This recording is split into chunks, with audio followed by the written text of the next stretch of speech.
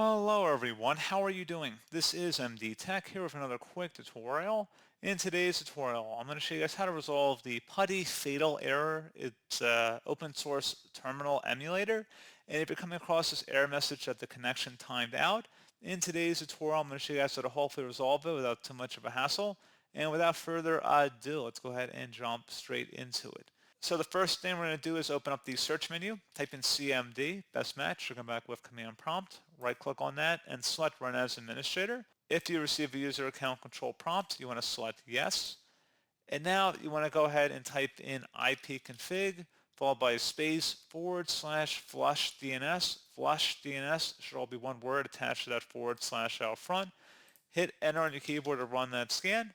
Should come back with Windows IP configuration, successfully flushed the DNS resolver cache. Now you want to type in netsh space winsock, winsock, space reset, once again exactly how you see it on my screen. And once you have it in there, go ahead and hit enter. Should come back with successfully reset the winsock catalog. You must restart the computer in order to complete the reset.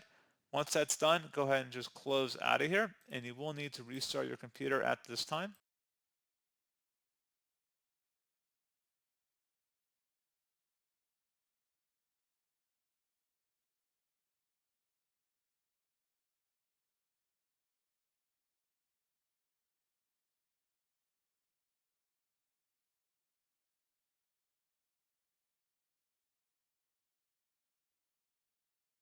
And there you go, guys. Hopefully at this point, issues should have been resolved. And as always, thank you for watching. I do hope I was able to help you out, and I do look forward to catching you all in the next tutorial. Goodbye.